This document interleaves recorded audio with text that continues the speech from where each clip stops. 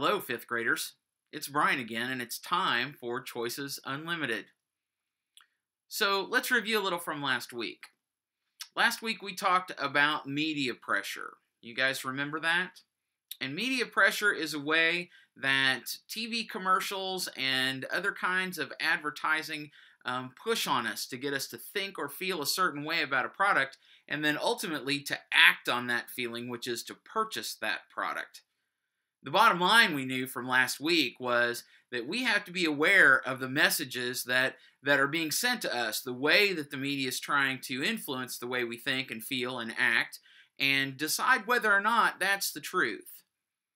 Whether or not those products really would be good for us, or whether or not the message that the media is sending us is true, is accurate, and something that we should consider seriously.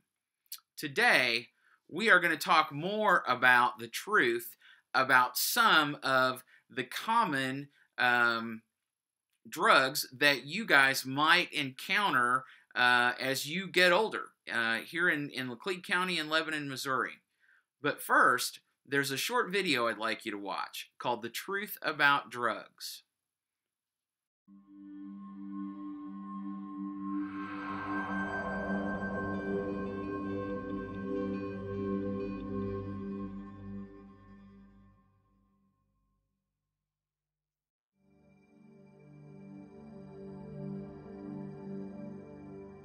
It was around when I was 13 or 14, and you kind of find yourself trying to pick and choose your friends, and also at the same time, you're not really worried about what you want to accomplish at that time, but what people you want to hang out with. I wanted to fit in. Wasn't a popular kid in school, and it made me forget about all that. Like, oh yeah, everybody else is doing it, so I'm gonna do it. Friends were doing it. I just wanted to jump right in and have fun. I did drugs because it seemed like it was fun. It was the cool thing to do. The cool thing to do was to get high, go to parties. Growing up, you struggling. Couldn't deal with life, so I didn't have to deal with life. I wouldn't listen to anyone. I was stubborn. Like as a rebellious thing. This is what the rebel kids were doing. I just wanted to see what it was like. I started experimenting with it. Experimenting with friends. First tried it because I was bored. I was always up to try something new. When I was growing up, we had this program. It was just say no, just say no. People are just saying no, but they're not saying why. It's like telling a person no and then they go do it. Sparked my interest on drugs. I knew that they were bad, and I always heard about this addiction, but I didn't know what it meant. That's probably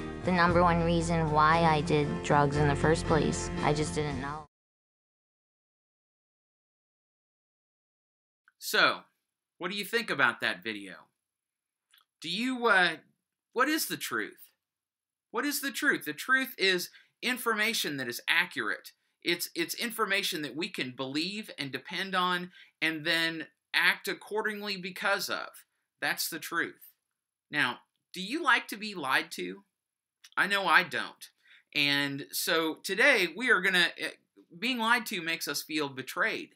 And so today we're going to find out the truth about some different products. And we're going to go more in depth into some of the things we talked about in the very first week that were on that drug fact sheet that we gave you. First thing we're going to talk about today is tobacco. And tobacco would be cigarettes or chewing tobacco or pipe tobacco or cigars. And the first thing that I want to explain to you is while those can have different effects on people's health, there's no such thing as safe tobacco. There's always a risk associated with tobacco use. Tobacco is a plant. It grows out of the ground and then is then processed. It's harvested and dried and then either chopped up and rolled into cigarettes or used in a leaf and rolled into a cigar or chopped up and made into pipe tobacco. But it is a plant that grows out of the ground. And that's how it gets from the ground to the people that would use tobacco. Now, tobacco contains a chemical called nicotine. And nicotine is known to be one of the most addictive substances on the planet, okay? Once someone gets an addiction to nicotine, it's very, very difficult for them to stop. When someone tries to stop, using tobacco and removes that nicotine from their life, their body craves it. And so if you've ever known someone that has stopped smoking or tried to stop smoking, and they might be very cranky or angry or irritable, part of that is their body reacting because it wants that nicotine and they're not allowing it to have it. So back in the 50s, the tobacco companies, they could have taken the nicotine out of tobacco. There was a way to process that, and still is, that they could take the nicotine out of tobacco. Why do you think they don't? Right. It's to keep people addicted to the nicotine so they will continue purchasing their product. Tobacco and alcohol are the highest taxed products in the United States. And actually the cost of manufacturing a pack of cigarettes is about 19 cents. And that may be an old number. It may have gone up to a quarter. Now, the average cost of a pack of cigarettes in the United States is somewhere around $6. And that may not be exactly the same here, but when we talk about all over the country, perhaps it's about $6. So $6, and it only costs a quarter to make. Now, some of that's profit that goes to the company that makes it. And some of it goes to pay for the labor and the machinery involved to make those. But a good chunk of that goes to taxes. And so the government sometimes depends on those taxes to be able to do things. So who do you think tobacco companies target their products to? And this ties back into our media influence from last week. Who do you think they target their products to? Young people, right? We know that if you're 18 years old or older, you can legally make a choice as to whether or not you're going to buy and consume tobacco. But companies are already trying to influence how you think and feel about that, so when it comes time to make that decision, you'll already have your mind made up. And what I'm trying to do today is to help you make your mind up the other direction. So I'm trying to influence you as well. The reason that tobacco companies target young people is because if they can get a person to start using tobacco young and they get addicted to that product, then they could have them for a longer time. They could make more money off of that person that's addicted to their product. So, first of all, let's think about what kinds of problems can tobacco use cause, and specifically health problems. First of all, we know that tobacco use is associated with lots of different kinds of cancer. Cancer of the gums, the tongue, the throat, and especially, and probably if you've heard, most likely lung cancer. Now, there are other things that tobacco use can cause. It can cause heart disease, and it can cause a condition we call COPD, which is where someone does enough damage with the tobacco to their lungs that their lungs don't absorb oxygen again as they're supposed to. And so they've damaged their lungs and can't breathe as well as they would if they had never used tobacco. So the next thing we're going to talk about is the cost of smoking cigarettes. We're going to focus on that particularly. So if we think about one pack of cigarettes, and I said that's going to cost about $6 a pack on average. Now, if we take the cost of that and say someone smokes a pack a day, okay, that's going to equal what, $43 a week, which is $185 a month, which translates into $2,250 or so a year. And over the course of 20 years, if someone smoked for 20 years, they would spend about $45,000 on cigarettes. And they really wouldn't have anything to show for it because it burns up and goes away, and they've done damage to their health. Now let's put that into perspective with some common things that we might buy. Actually, let's say if they smoked for 40 years, which is not unheard of, they would spend almost $90,000 in their lifetime on cigarettes. Now let's put that into perspective with some things that we might, some other ways that someone might use that money. So a new video game for your PlayStation or Xbox, somewhere between $20 and $50. That's about a week's worth of someone smoking a pack a day of cigarettes. A new Nintendo DS or a PlayStation Personal or an iPod might cost someone between $150 and $300, which is about somewhere in the range of a month of someone spending that money on smoking cigarettes. So, Cardinals season tickets. Any Cardinals fans in here? Cardinals season tickets cost about $1,500. Or Chiefs season tickets, if you're Chiefs football fans, Chiefs season tickets cost about $1,200.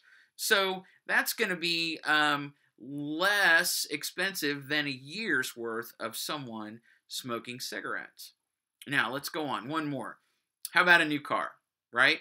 A new car can cost anywhere from $15,000 to $60,000. Now, we remember if someone smoked for 20 years, they would spend almost $45,000 on cigarettes. So that's enough to buy a really, really nice new car with the money that they've spent damaging their health, not only damaging their health, but literally their money is going up in smoke.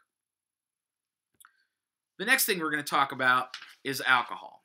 And alcohol, as you might remember, along with tobacco, is one of the things we talked about on our very first lesson, and it's one of the social drugs, which means it's legal. If you're over 21 years old, you can legally make a decision as to whether or not you're going to use alcohol. You can buy it and use it.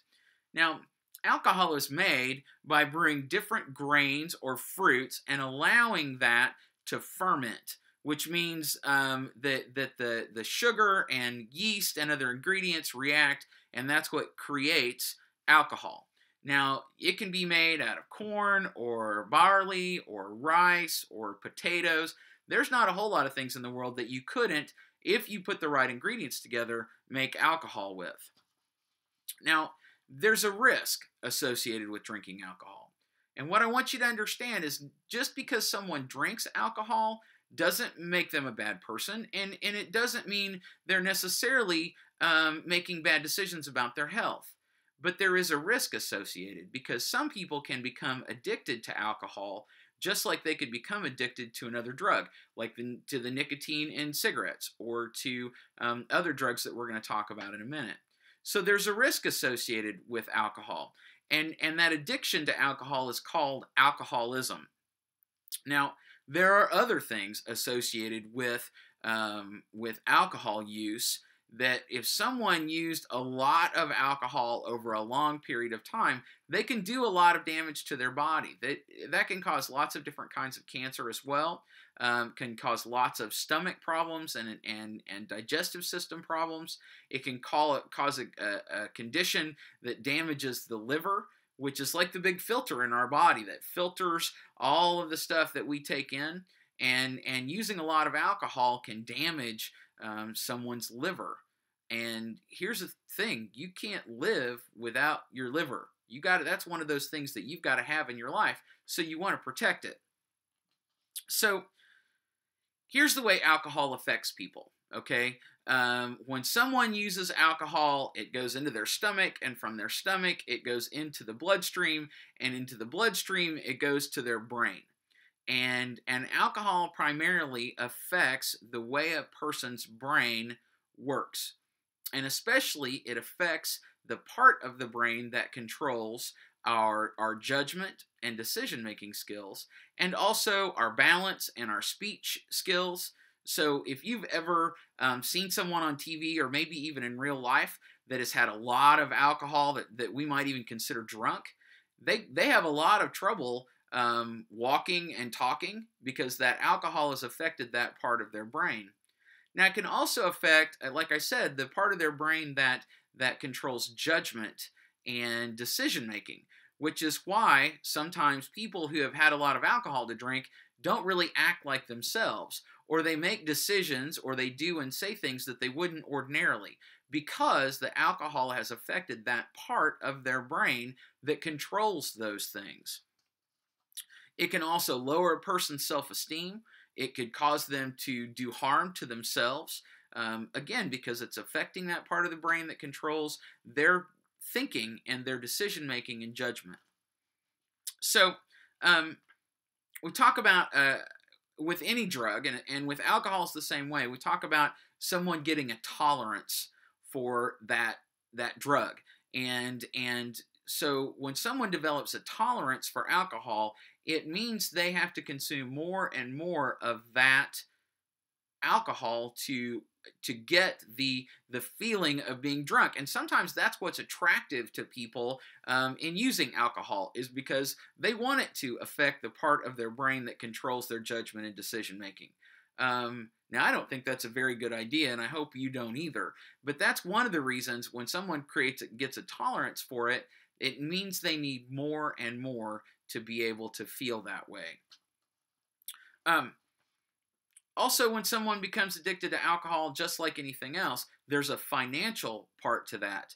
We kind of talked about the cost of smoking and what the cost of being addicted to nicotine in tobacco might cost a person over the course of their life. And it's the same with alcohol. If someone got addicted to that product, then they would spend money that they might not, they might neglect other financial things so that they could spend that money on alcohol.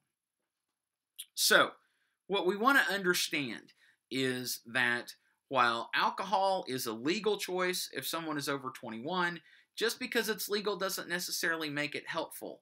It's much like tobacco that way. Just because tobacco's legal doesn't necessarily make it helpful.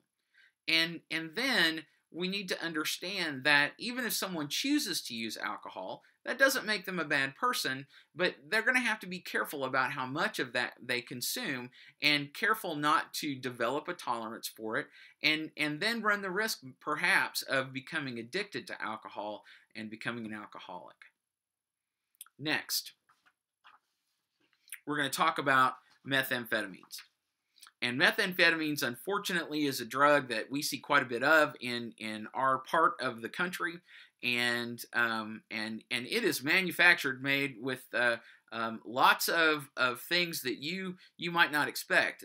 Used in the making of methamphetamines are things like rat poison and drain cleaner and battery acid and things like that.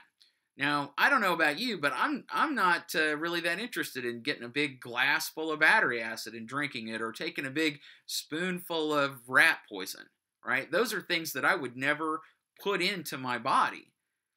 And yet, when someone takes methamphetamines, that's exactly what they're doing. They're taking those version of those products into their body, and it affects their body in some very dangerous ways. Methamphetamines is what we call a stimulant. So it speeds everything up, and it kind of overloads the brain with that stimulus, and so it can cause people, again, to do and say things or act in ways that they wouldn't ordinarily if they weren't under the influence of that drug. Methamphetamine is also very, very addictive, and there are people who talk about being addicted to meth from the very, very first time they used it. So it's a very dangerous drug, not only in terms of our health, but in terms of that addiction. And what we know about addiction is when someone gets addicted to something, they will do lots of things that are maybe dangerous or illegal in order to obtain that thing they're addicted to. Next, we need to talk about prescription drugs, because unfortunately this is an area of drug use that is becoming more common, and especially among young people. Now, why do you think that is? Because a lot of times prescription drugs are already in a person's house. Maybe your dad takes pain pills for his back, or there's another chronic problem that someone takes prescription drugs for. And so what prescription drug abuse is anytime someone takes a prescription drug that is not theirs, or or they take it in a way that they're not prescribed. Our doctors tell us how we're supposed to take our prescription drugs, and they're only for us, and they're only meant to be taken in the way that we're directed by a doctor. So prescription drug abuse is anytime someone would do that, anytime someone would use a drug that wasn't theirs, a prescription drug that wasn't theirs, or would use it in a way that they weren't directed by their doctor. There's another kind of drug that have come up in the last several years, and what we refer to these as is synthetic drugs. Now, synthetic drugs are manufactured, and they're designed to produce some of the same effects as drugs that are illegal. And here's how this works. We know that methamphetamines is bad for us, and we know that marijuana is bad for us, and those things have been around for a long time. But when a new product comes onto the market, there's a level of uncertainty where it needs to be proven that it's bad for us. And sometimes people will take chances on those new products and use them even when they will eventually be very bad for them. Then our court system and our legal system and our police force have to kind of catch up and catch up to that new drug that's been created to make it illegal and to arrest people that are using it or selling it. Some of the synthetic drugs that we've seen over the last several years sometimes they're called potpourri or K2 or bath salts. Those kinds of things are drugs that people are manufacturing. They mimic the effect of other illegal drugs. They're just not illegal yet. Now, they fall into that category then of tobacco and alcohol that says just because they might be legal for the moment certainly does not mean that they're beneficial. And it's important that we find out the truth about those before someone would even consider using them, because they can be very, very dangerous as well. And these synthetic drugs have all of the same and even more health effects than some of the drugs that we already know about. The last drug or kind of drug abuse that I want to talk about with you today is called inhalants.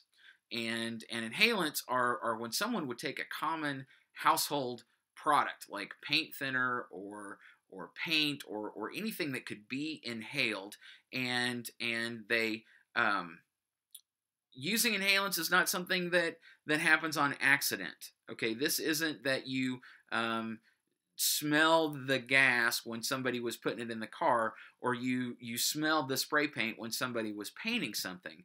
This is someone would do on purpose. And the dangerous part about inhalants, which is sometimes called huffing, is that those chemicals, kind of like we said with methamphetamines, we would never take those chemicals into our body. I'm not going to eat rat poison because I know it's bad for me. In the same way, folks that are using inhalants are taking those chemicals into their body.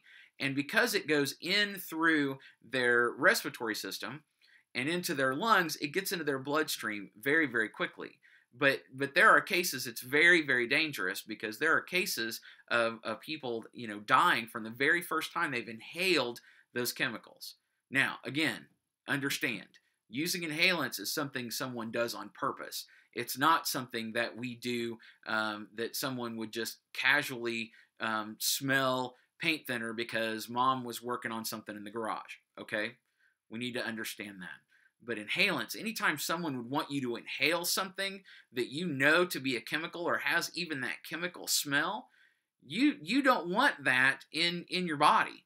And so that's why, like paint and paint thinner and all those kind of things, tell us to use them in a well-ventilated area so that we're getting lots of oxygen. When someone uses inhalants, they're not getting oxygen, they're getting that chemical that's going in and damaging their lungs and damaging their brain. These things, we know that drugs can have a lot of harmful effects, and that we need to know the truth about them, and then we need to act accordingly based on that truth, based on information that's accurate and that we can depend on. But don't take my word for it. Here's another piece of video for you to watch about the truth about drugs.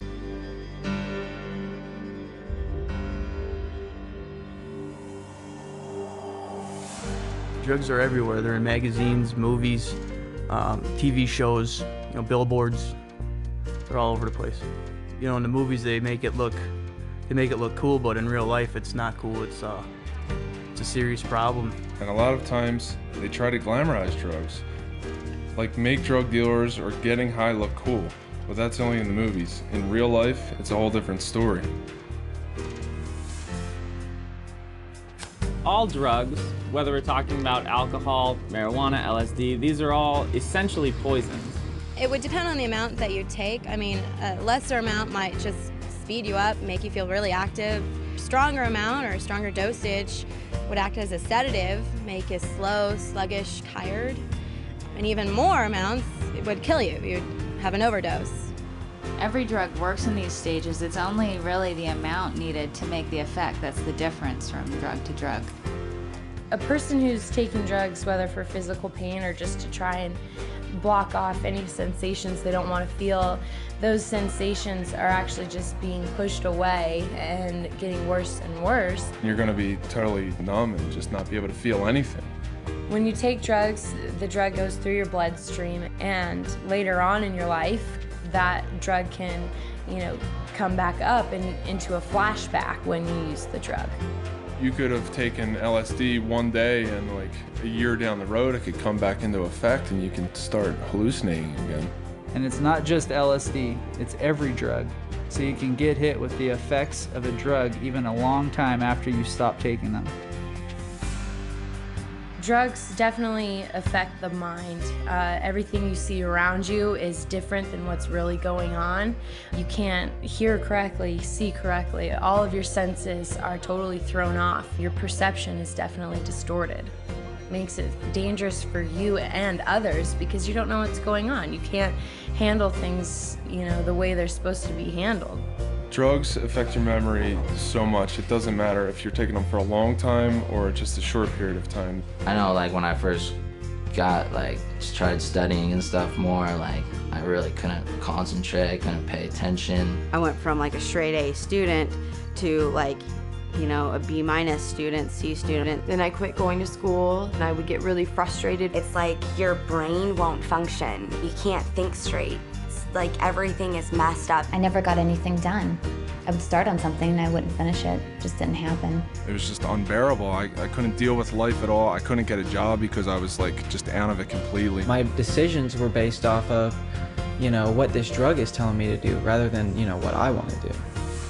I got them from friends in school. 2 friends. A friend of mine. My older brother's friends. Bunch of girlfriends. Boyfriend. Ex-boyfriend. Older guy. My dad. My cousin. My brother. My older sister. Older kids. My buddy just said, you can do it every once in a while, it'll be no problem. Told us it was going to be the best thing we've ever done. You can do it once, you'll be fine. It's not gonna hurt you, really. It's just a little pick-me-up. You can't get addicted to it. They said it's not something that you're gonna be taking every day. It's just something that you can take when you want to have fun. Oh, this is gonna be a fun time. It's a fun drug to be on. Makes you easier to talk to girls. And they said it'll bring you up. It's gonna make you feel different.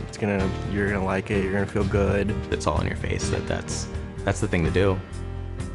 All it is taking a drug dealer's word for it. When you're trying to get someone hooked, you'll say whatever you can to get a customer. You're lying for them to believe you so you can make money. I would tell people it's fun, makes you energetic, makes you more likable. It's something, people want to be around. I tell them whatever they wanted to hear in order to pick that first one up. When I was 12 years old, I didn't say, hey, I want to be 24 in rehab. I never said that to myself.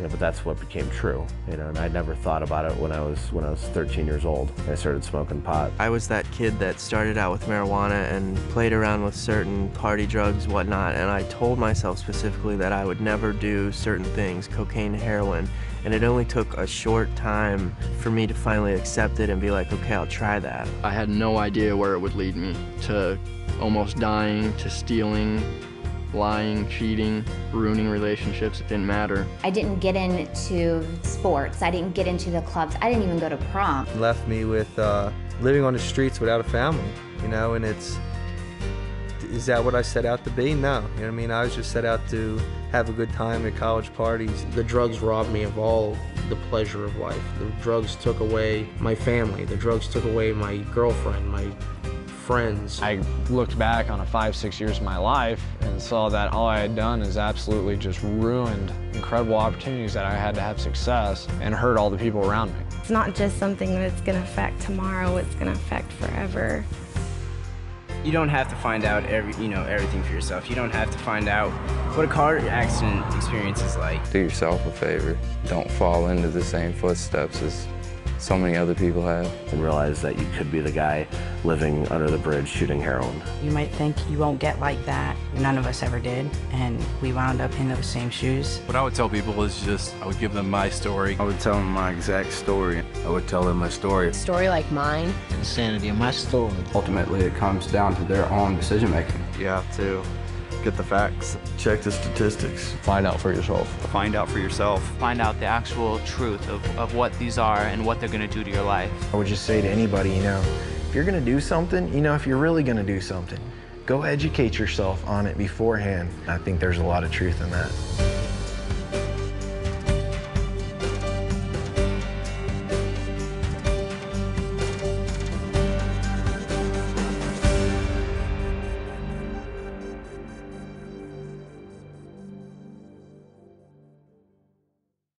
So, let's think about some quotes from that video that you just heard. I got them from a friend, a dealer saying I'd tell someone whatever they wanted to hear to get them to use the drug that I was selling. We heard people talk about their lives being affected forever. And then we heard someone say, do yourself a favor. Know the truth, and then act on that truth. Know the truth about what tobacco and alcohol and other illegal drugs can do to you, and then live your life according to that truth, which is to stay away from those things that are going to be harmful to you or could cause you to become addicted. Almost every fifth grader that we've ever talked to in Choices says, I'm not ever going to do drugs. And that makes me and the other folks involved with Choices Unlimited very, very happy. But we know that things change as people get older. And those decisions, while you might not have been faced with any decision whether or not you were going to use a drug or alcohol or tobacco at this point in your life, at some point in your life, you probably will be faced with that choice. And so what Choices Unlimited is about is giving you the tools, giving you that truth and that information you need so that when you're presented with that decision, you will make a decision that is positive and healthy and wise. Thank you so much for your time and attention today, folks. I will see you with our next lesson. Bye.